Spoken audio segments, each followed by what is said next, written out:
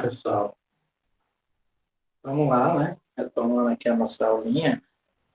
Vou ajeitar isso aqui que eu estou achando um pouquinho do lado.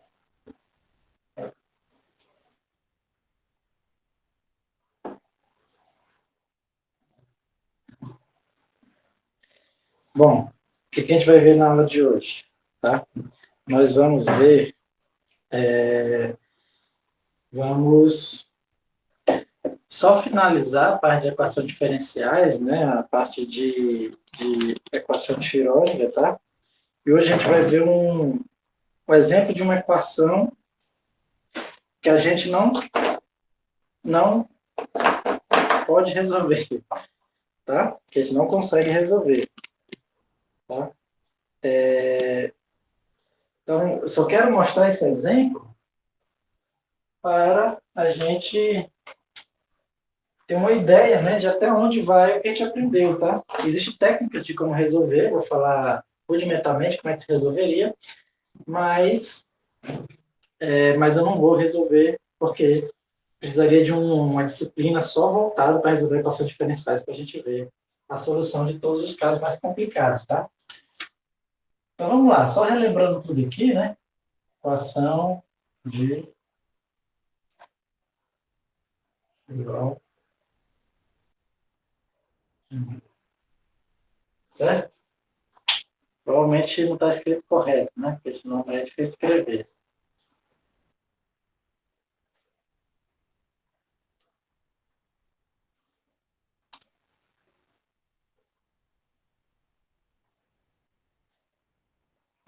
Não acertei. Que a gente já viu na equação de Schrödinger que ela serve para descrever o movimento, né?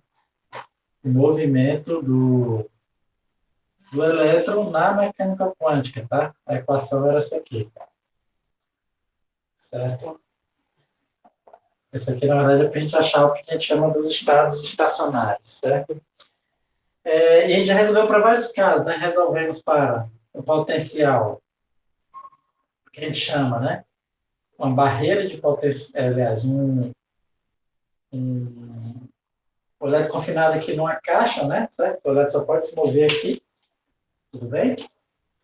Só pode se mover aqui dentro dessa caixa, né? Vimos também o caso da barreira de potencial, tá? Então, nesse caso, a gente viu que a equação era uma onda, né? Chegava aqui, ela decaía, depois saía com uma onda de menor intensidade, certo? Nesse caso aqui, a gente viu que os estados estacionários, né, eram ondas, né? Cada um tinha um valor de energia, né? Eles eram assim, ó. O estado fundamental tinha essa energia, né? O próximo estado era 4 vezes essa energia, tá? Então, mais ou menos por aqui. Aí o próximo estado é 9 vezes essa energia, então um negócio assim. Tudo bem? Então era mais ou menos assim, né? A forma da função de onda, sabe? Tudo bem? E agora a gente vai ver, tá? Um caso bem importante para o estudo da quântica, que é o caso do potencial de um oscilador harmônico, certo? Oscilador harmônico quântico.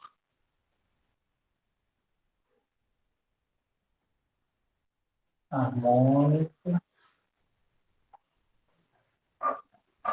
quântico. Tá? Então, no oscilador harmônico, né? Então, lógico, o que define meu sistema quântico é o potencial que eu estou nele, né? Então, tem uma barreira, tá? Tem esse poço que a gente chama, né? O potencial, o poço infinito, certo? Barreira de potencial no oscilador harmônico. A gente vai ver isso aqui um pouquinho melhor na física 2, tá? Mas a gente não é tão importante para a gente agora, né? Entender como é que se forma esse potencial, tá? Mas o importante é que no oscilador harmônico, o elétron ele tá livre para se mover dentro desse poço parabólico, tá? Aqui é como se fosse um poço quadrado, né, com paredes infinitas, só que aqui é um poço parabólico, certo? Classicamente, eu posso pensar numa bacia, certo? Em forma de parábola, tá? Se eu colocar o elétron para se mover numa bacia em forma de parábola, ele se moveria exatamente como se fosse um oscilador harmônico. Tudo bem? E aí, beleza, o elétron está se mover aqui. Por que esse potencial é tão importante? Que muitas vezes o elétron, digamos assim, os átomos, na realidade, né, eles encontram um potencial muito parecido com esse, certo? Potencial parabólico, né? Por exemplo, ele está no cristal, né? Então, muitas vezes os átomos estão organizados no cristal, tá? Se ele for um pouquinho para o lado, esse átomo empurra para ele voltar. Se ele for um pouquinho para o outro lado, esse átomo empurra para ele voltar. Então, ele fica aqui só vibrando tanto desse ponto. Então, o estado desse átomo, ele pode ser descrito aproximadamente como se fosse esse aqui. Certo? E aí, né? Então, como é que é o formato aqui desse pulso? É a seguinte equação, né? Ele é m ômega ao quadrado, x ao quadrado dividido por 2. Tá? Como eu falei, a origem desse potencial aqui não é importante para a gente, tá? Porque aqui a gente está interessado em resolver uma equação diferencial. Certo? Mas eu só quero deixar claro, certo? Só quero que fique claro que a gente só está interessado na solução da equação, né? Depois a gente entende de onde é que vem isso aqui, certo? E aí fica o seguinte. Então, já que o meu potencial é desse jeito, como é que vai ser a minha equação diferencial, né? Eu vou substituir o V por essa expressão aqui, ó. Vai ficar assim, ó, menos h cortado ao quadrado sobre 2m, derivada segunda do PC, em relação a x, mais o poço, né? Quer dizer, o V, né? Que vai ser m ômega ao quadrado, x ao quadrado sobre 2, vezes o PC, igual a E PC. Tá? E essa equaçãozinha aqui é um pouco diferente de todas as equações que a gente viu anteriormente. Por que ela é um pouco diferente? Porque agora ela não tem mais coeficientes constantes, tá? Então, ela é de segunda ordem, ela é linear, certo? Por quê? Porque os expoentes aqui, né, ó, minha derivada segunda está elevada à primeira potência, a função também está elevada à primeira potência, mas os coeficientes não são constantes, tá? O que são os coeficientes? É aquele que está multiplicando a função. Esse é constante, mas esse não é uma constante. Ele depende da posição. Depende da minha variável, depende do x, certo? Então, aquela técnica que eu ensinei para vocês, se dizer que a solução é um EP elevado a x, isso aqui não vai dar certo, tudo bem? Não vai dar certo. Eu tenho que usar outra técnica, certo? Tem que usar outra técnica. E aí, como eu falei para vocês, tá? A gente não vai ver todas as técnicas de solução de equações diferenciais, porque tem que ter uma disciplina só para isso, certo? Então, ou seja, aqui é onde entra a nossa limitação, tá? A gente aprendeu a resolver equações diferenciais com coeficientes constantes, certo? Mas se os coeficientes não forem constantes, tem que aplicar outras técnicas que a gente não vai estudar aqui, tá?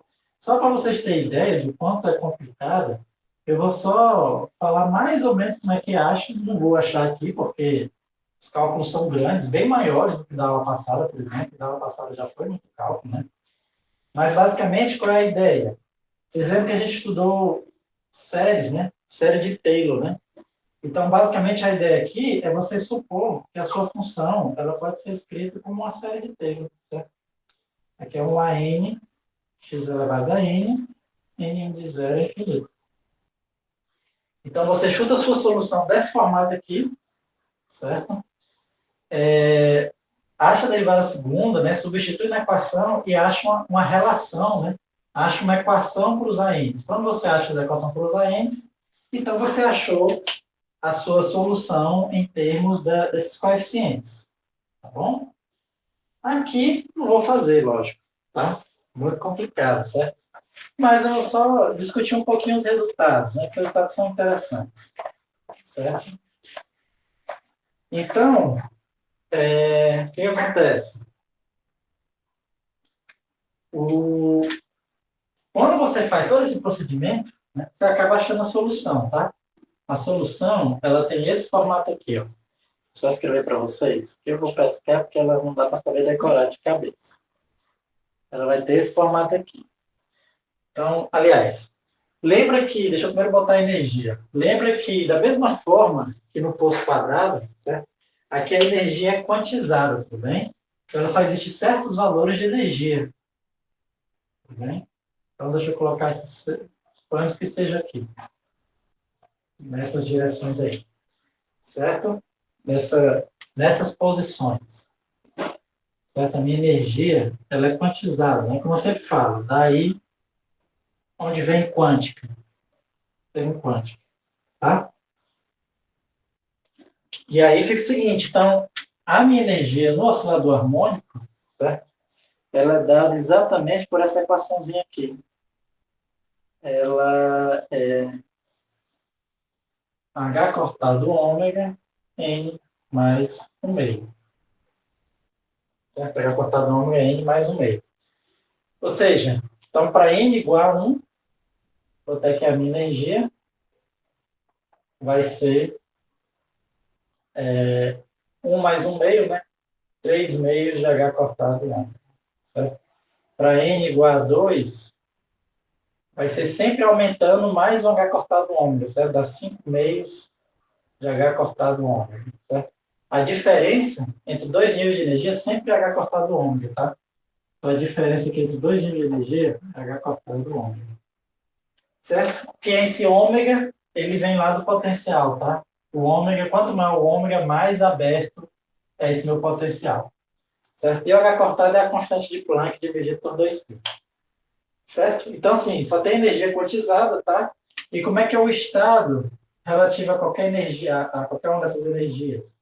Então, o estado é assim. Deixa eu copiar aqui. É um pouquinho complicado. 2 elevado a n, n fatorial, que multiplica m ômega dividido por π h cortado. Aqui dá 1/4. Aqui temos uma exponencial de menos m ômega x ao quadrado sobre 2h cortado vezes um polinômio que a gente chama de polinômio de Hermite, que tem uns valores bem definidos, tá? Polinômio de Hermite, aqui eu tenho uma raiz de m ômega sobre h cortado x, tá? Ficou bem pensadozinho ali, porque no fundo não é tão importante a gente a expressão, né? A gente não precisa saber decorar, tudo bem? Não precisa muito aprender, tá? O importante é que a gente entenda, né? Entenda o significado físico disso aqui, certo? Então, isso aqui é a densidade de probabilidade, né? Para cada n, né? Então, ou seja, para o estado fundamental, qualquer estado excitado, enfim, tem infinitos estados excitados aí, certo? Isso aqui é só um polinômio que envolve x, né? Só para a gente ter uma ideia, né? Esse polinômio. Inclusive aqui, pessoal, desculpa, o estado fundamental é para n igual a 0, tá?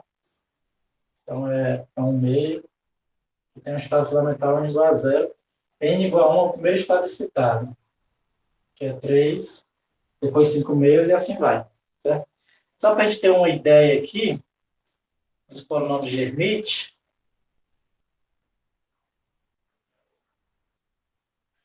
deixa eu pegar aqui rapidinho uma tabela com polinômio, né? Então, por exemplo, são só polinômios que envolvem x, né? Então, o primeiro polinômio, que é o polinômio do estado fundamental, é simplesmente x, ou seja, é simplesmente esse cara aqui, né?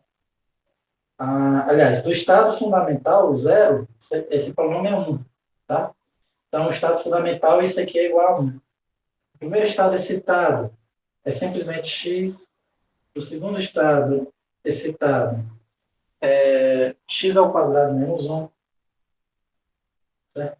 E existe aqui infinitos polinômios de Hermite, tá? Um para cada estado excitado aqui do oscilador harmônico. Certo?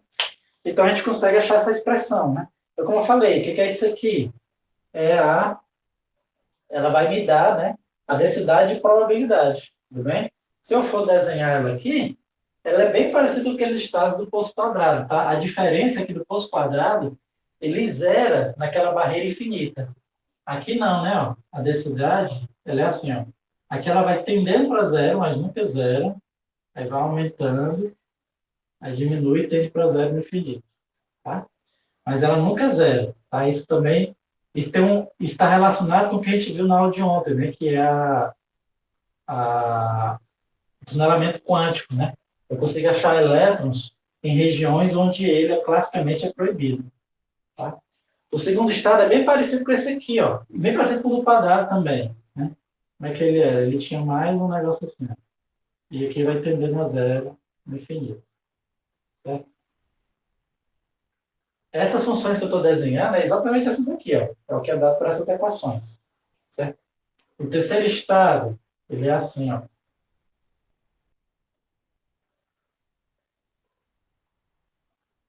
Tudo bem?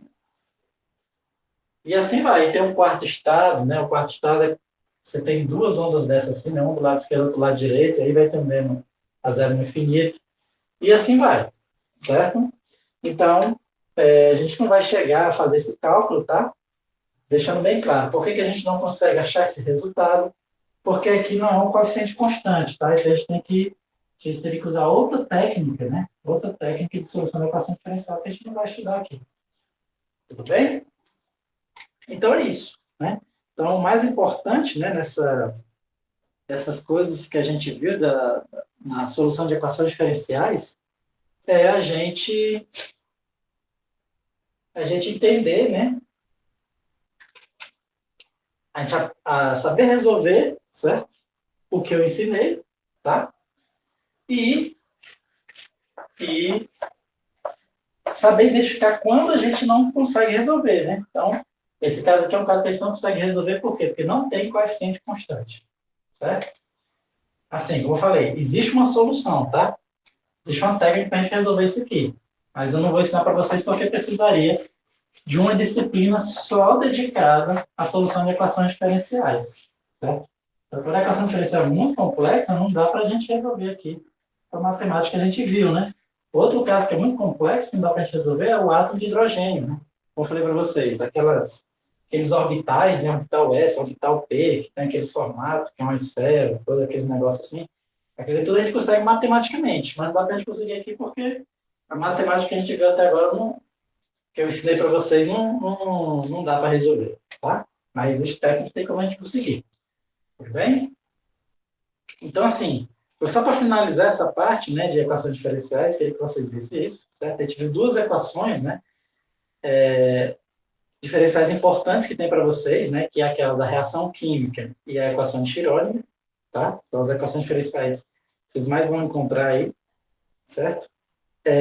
Se vocês encontrarem outras, né, vão ser bem parecidas com uma dessas duas, tá? Ou vai ser de primeira ordem ou de segunda ordem, geralmente todas as equações da natureza. Ou é primeira ordem ou é segunda ordem, tá?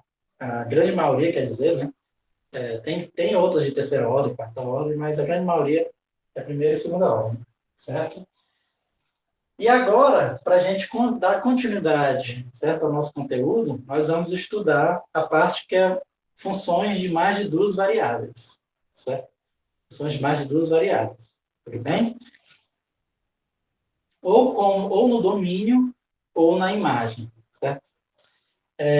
Mas antes disso, só preciso fazer uma leve revisãozinha aqui de vetores, tá? Que a gente viu lá na física, né? Certo?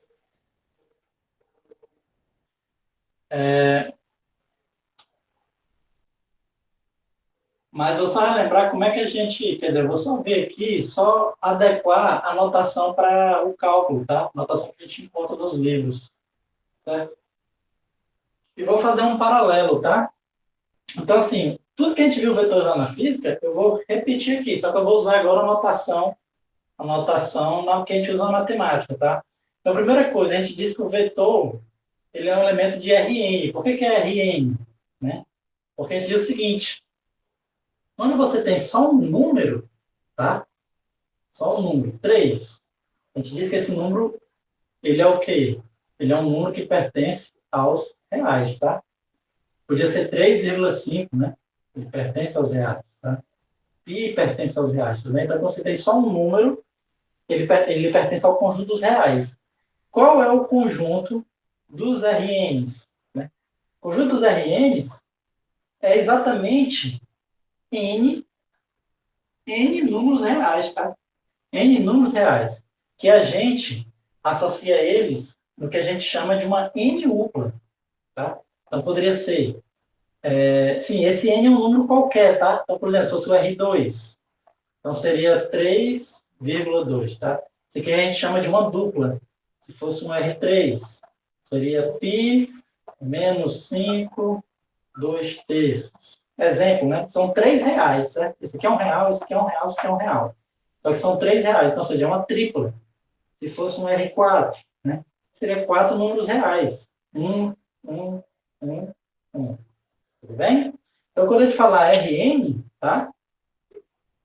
A gente sempre usa RN, mas na maioria dos casos ou vai ser R2 ou vai ser R3, tá? Então, quando eu estou falando R2, estou falando que são dois números reais, certo? Dois números reais, só que numa colocado numa dupla, tudo bem? Aqui são três números reais colocados numa tripla, certo? A gente chama de uma forma geral, de N-upla, certo? De N-upla, tudo bem? Então, e isso é o vetor na matemática, tá?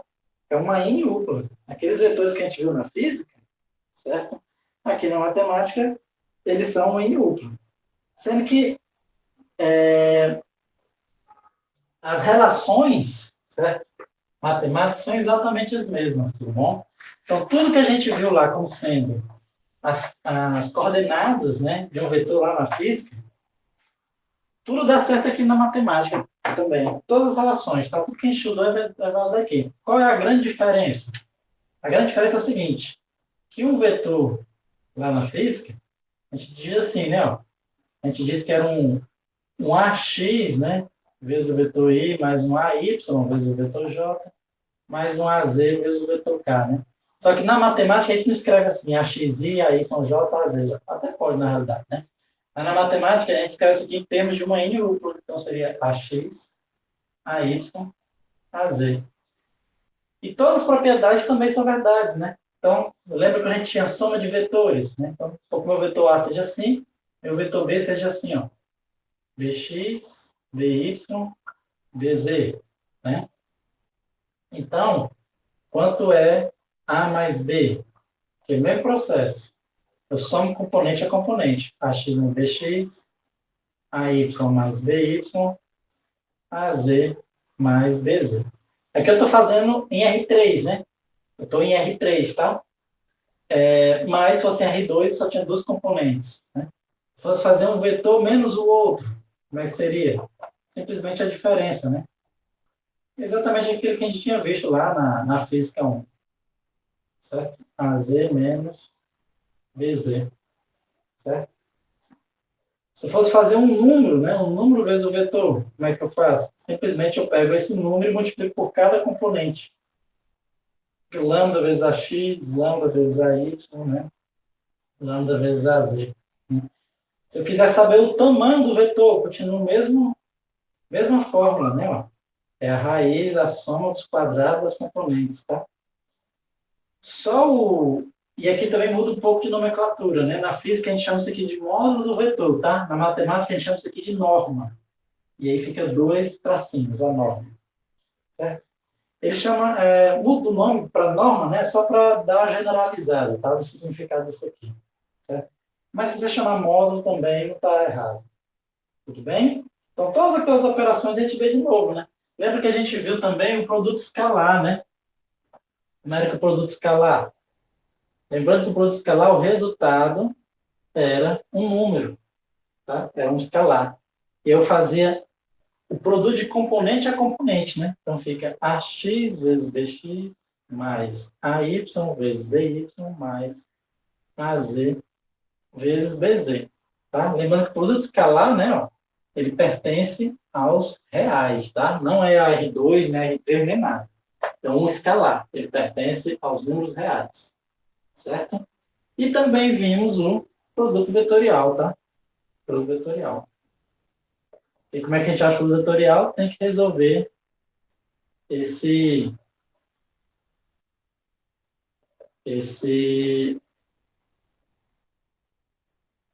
determinante, né? Ó. dx, dy, dz. Tá? Você resolve esse determinante, né? Usando aqui a notação de N-upla, como é que ficaria? Ficaria o seguinte. Você tem que fazer aqui de cabeça o resultado desse determinante, né? Ficaria o AY, BZ, menos AZ, BY, seria a primeira componente. A segunda componente, ela é AZ, BX, menos AX, BZ. E a terceira componente, ela é AX, BY, menos AY, BX.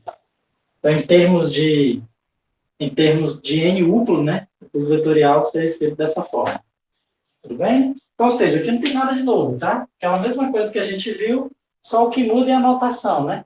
Então, se for um vetor, a gente vai dizer que é um elemento de Rn, tá? Se for 3 componentes, R3, se for 2 componentes, R2, certo? Então, esse JK, ele some, né? Então, na verdade, a gente vai usar a notação aqui de uma N upla, certo? Uma dupla, uma tripla, tudo bem? Mas as regras de soma, né? Subtração, produto por um número, tá? Módulo, né? Produto escalar e produto vetorial, todas as regras continuam a mesma, tá? Então, a gente não precisa nem... Só quis fazer uma revisãozinha aqui, certo? A gente não precisa rever todos esses conceitos de novo, tá? Então, agora a gente vai começar a estudar funções que envolvem o Rn, certo? Vamos começar a estudar funções que envolvem o Rn, certo? Vamos só relembrar, né?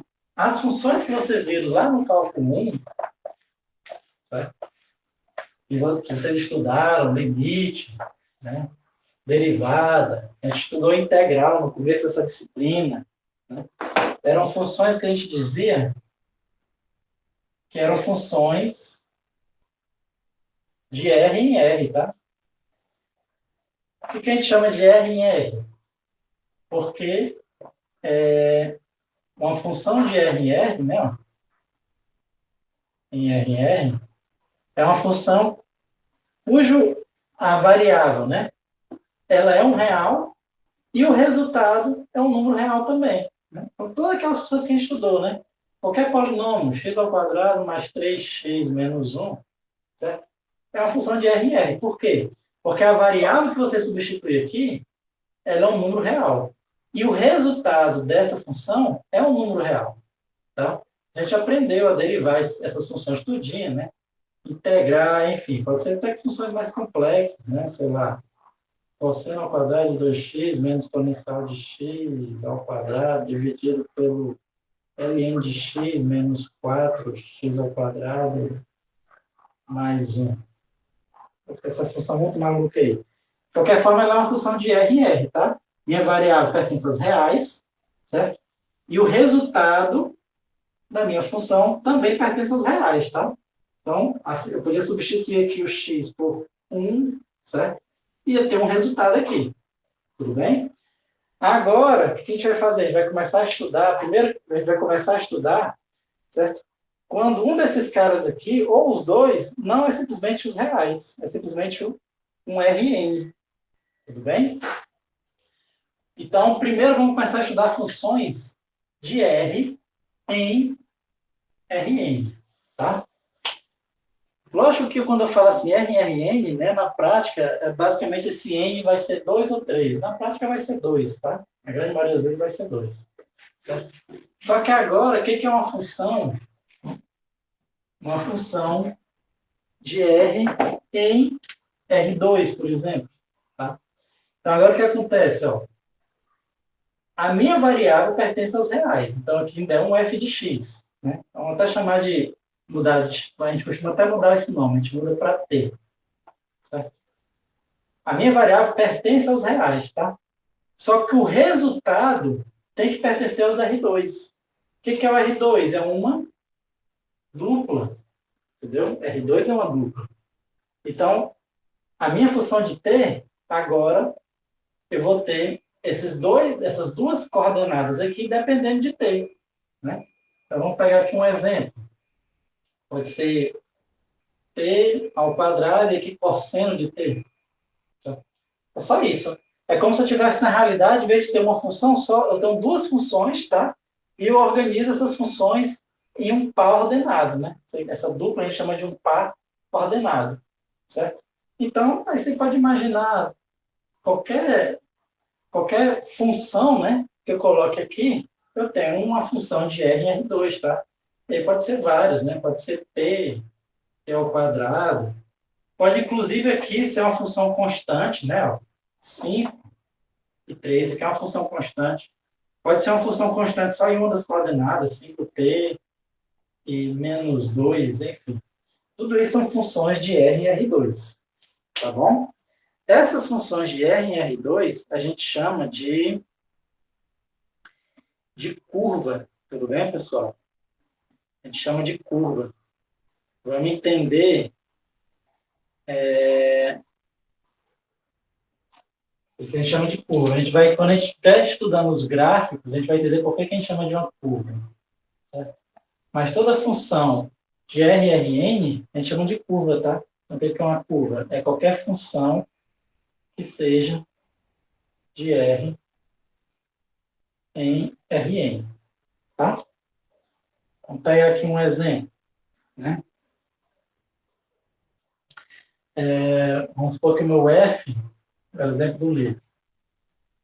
O F de T, ele é T e 2T, certo? Então, ele pede para a gente calcular quem é o F de 0 e quem é o F de 1. É fácil, né? É só a gente substituir aqui, tá? Então, o F de 0, lembrando, ó, minha variável é um número que pertence aos reais e o resultado é uma dupla que pertence, no caso aqui, ao R2, tá? Então, F de 0 vai ficar 0 e 2 vezes 0, que é o 0, 0, né? Então, o F de 0 é o 0, 0. O F de 1 vai ser 1 e 2 vezes 1. Então, aqui vai dar 1 e 2. Certo?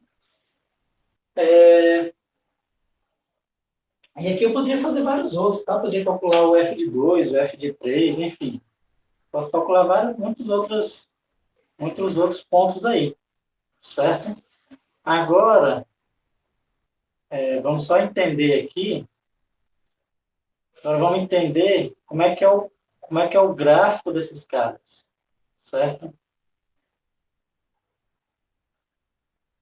Como é que a gente desenha o gráfico dessa curva, né? Dessa função, certo? Então, fica o seguinte, posso apagar aqui, né? O que acontece? Quando a gente tem essa função de R em R2, certo? Como é que a gente desenha o gráfico dessa função? Então, a gente costuma desenhar o gráfico dessa função da seguinte forma. Observe que, na verdade, eu tenho duas funções, né? Então, aqui, por exemplo, eu tenho essa primeira coordenada, que é simplesmente T, e eu tenho essa segunda coordenada, que é a 2T, certo? Inclusive, eu posso até desenhar a primeira e a segunda, né? Então, ou seja, eu posso pensar, certo? Isso aqui como sendo um x de t, tá? Isso aqui um y de t, tudo bem? Observe que é bem parecido, né? Lá com a física, né? Eu falei para vocês que só o movimento em 2 ou 3 dimensões, né? O x depende do tempo, o y depende do tempo, ou o z depende do tempo. E eu posso fazer o gráfico, né? Então, por exemplo, o x dependendo de t aí, x dependendo de t, seria simplesmente uma reta. Assim, né? O y dependente de t também é uma reta, né? Eu li também a equação de uma reta, tá? Só que é uma reta com coeficiente linear sendo 2, tá? Então ela é mais inclinada. Então, se essa aqui, ó, é a reta t, né? A reta 2t, ela é assim, mais inclinada. Certo? E aí, né? Sendo que a gente pode fazer esses gráficos aqui, só que a gente disse que esse não é o gráfico da curva, tá? O traçado da curva. A gente disse que o traçado da curva, ou o gráfico da curva, na realidade, o que é? É a gente pensa a função usando exatamente esse raciocínio, tá? Então, é a função de R em RT, tá? Então, esse cara aqui, a variável que depende a R, a gente chama de parâmetro, certo? Chama ele de parâmetro. É o parâmetro da minha curva. Parâmetro. Tudo bem? E essa primeira componente, a gente chama exatamente de componente x, né, como é de se esperar. E a segunda componente a gente chama de componente y. E aí a gente faz o gráfico, certo? Em vez de fazer o gráfico no plano, em vez de fazer o gráfico de x contra t ou y contra t, certo? A gente faz o gráfico de y contra x, igual como era anteriormente. A gente já vai fazer um gráfico de y contra x. E isso aqui vai desenhar, certo? E aqui vai desenhar uma curva aqui para mim. Tudo bem?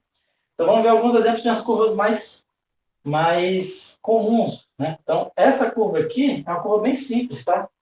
Então vamos pegar esse exemplo aqui para a gente desenhar.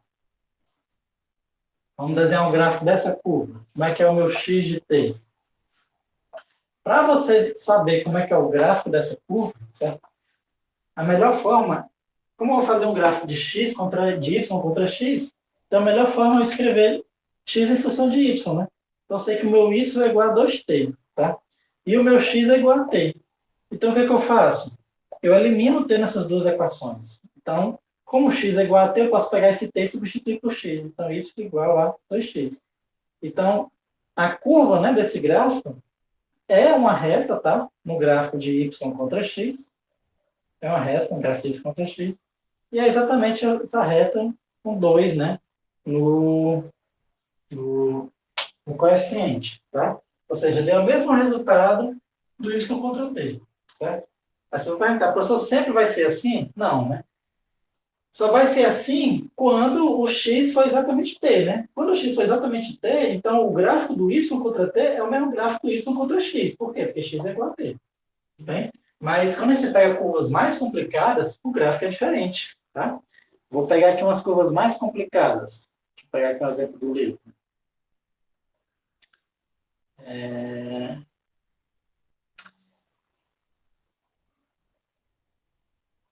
Vamos pegar essa aqui, ó. Vamos pegar uma que é assim. T ao quadrado, T.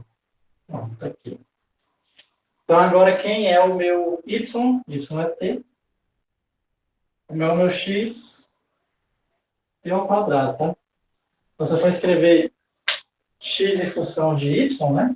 Eu posso dizer, achar uma relação entre eles, né? Que o x, ele é igual ao y, né? Ou x é igual ao t ao quadrado, só que o t é exatamente o y, tá? Então, x é igual a y ao quadrado. Então, a curva vai ser isso aqui, tá bom? Se você quiser deixar em função de y e x, você pode deixar. Só que aí, nesse caso, você tira a raiz, então você acha que y é igual a raiz de x. E o gráfico disso é exatamente isso aqui, ó. Tudo bem? Aqui só tem um detalhe, tá, pessoal? Qual o detalhe? Quando você tirou a raiz dos dois lados, tá? Quando você escreve isso aqui, você está saindo do pressuposto que o y necessariamente é positivo. O que não é verdade, tá? Porque o y aqui, como ele não especificou, esse t pertence aos reais, então ele pode ser negativo também. Ou seja, na verdade, essa equação aqui, você teria que contar também com a outra solução. Qual é a outra solução? Menos raiz de x, né? Quando eu tiro a raiz aqui, na verdade, o y vai ser igual a mais ou menos a raiz de x. Também tem duas soluções. Ou seja, o gráfico dessa minha curva, né, ele vai ter esse lado aqui, que é o y igual a raiz de x, mas também vai ter o y igual a menos raiz de x. Como é que é o y igual a menos raiz de x? É exatamente isso aqui, ó. Certo? E isso aqui, pessoal, é exatamente uma parábola, tá? É uma parábola deitada, né? Eu poderia ter evitado até essa complicação aqui de ter que desenhar duas curvas, só pensando assim, ó. Em vez de pensar o x, o y como função de x, eu posso pensar o x como função do y. Da mesma forma que, quando era y igual a x ao quadrado, eu gerava uma parábola assim, agora, como eu tenho x igual a y ao quadrado, eu vou gerar a parábola assim. É uma parábola deitada. Tudo bem? Vamos pegar aqui umas funções mais complicadas ainda. Vamos pegar essa aqui, ó. Essa aqui é bem interessante.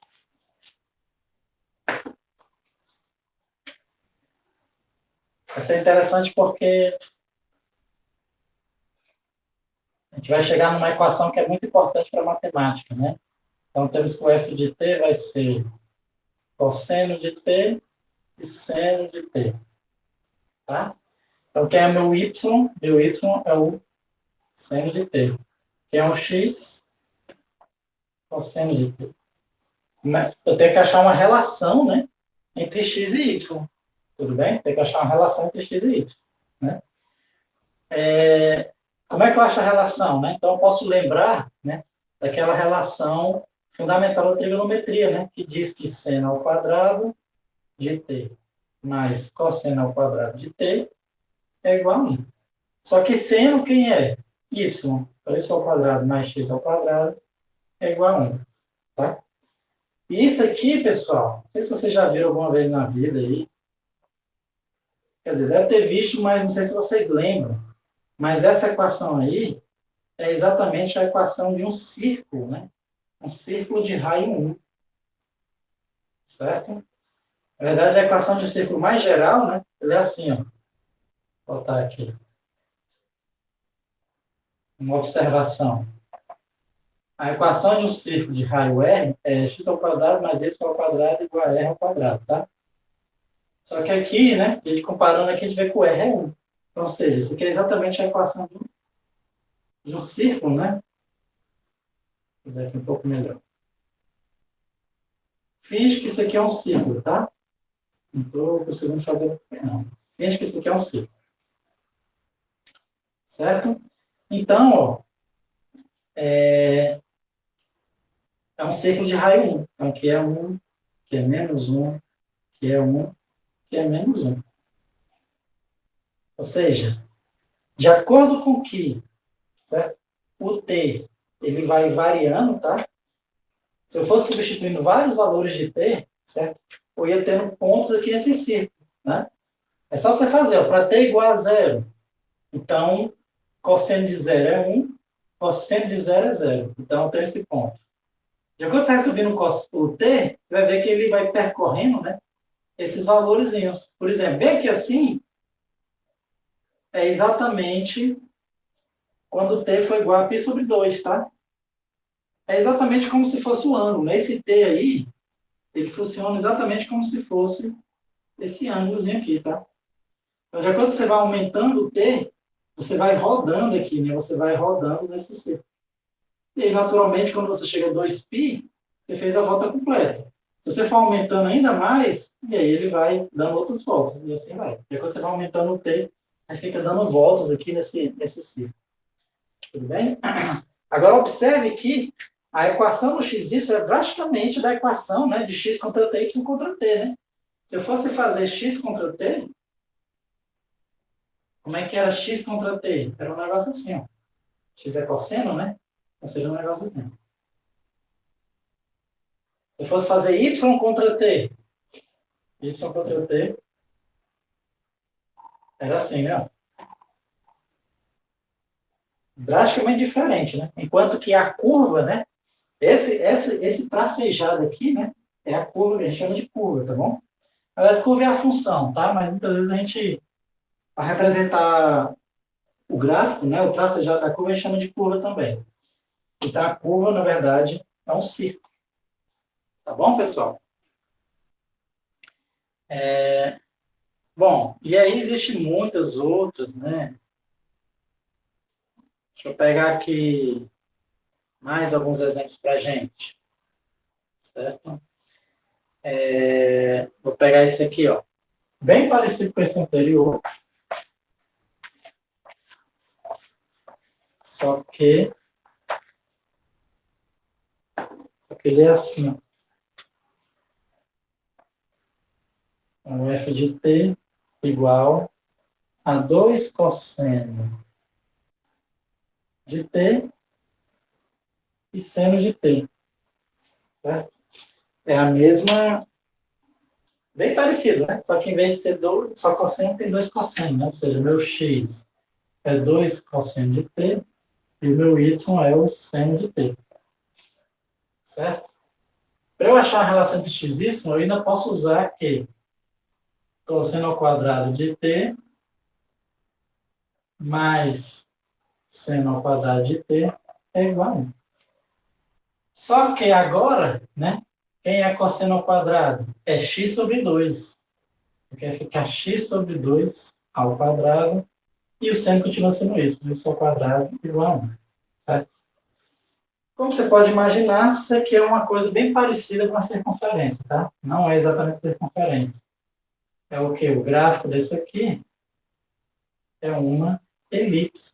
Vou fazer o gráfico de x contra y, a gente vai ver que vai ser uma elipse. Certo? Então, nada mais é do que uma circunferência achatada, né? Achatada por quê? Porque como tem esse 2 aí, né? Ó, como tem esse 2, né? Se eu fizer, por exemplo, t igual a 0, aqui vai ficar 2 e o y 0. Né? Se eu fizer t igual a π sobre 2, aliás, vai ficar 1, né? X igual a 0 e y igual a 1. E aqui vai ser menos 2 e aqui menos 1. Tá? Então, esse gráfico aí, ele vira uma elipse. Tá bom, pessoal? Então, o importante é que a gente entenda, né? Que quando você tem uma função de R em Rn, né? Certo? Aqui é um R2. O que você gera, certo? Quando você vai ver aqui no gráfico x contra y, você gera o que a gente chama de uma curva, tá? Uma curva no plano, certo? Então, é mais geral até, tá? Do que o gráfico de uma função, né?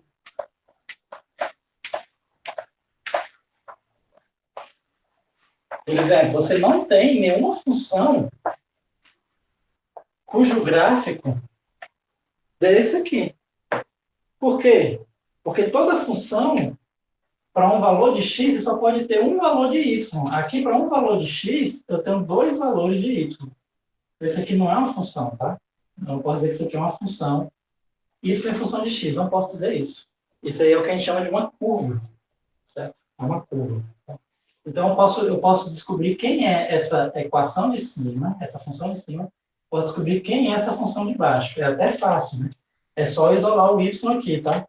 Então, isolando o y, certo? Essa função de cima vai ser mais a raiz de 1 menos x sobre 2 ao quadrado.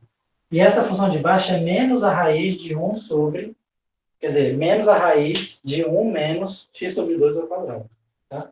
Mas um desses aqui eu vou dizer que é uma função, mas quando eu coloco as duas juntas nessa equação, eu não posso dizer que é uma função. Tá? Ela é uma curva. Porque com o mesmo valor de x, eu posso ter mais de um valor de y. Certo? E assim, eu peguei os exemplos mais simples, tá?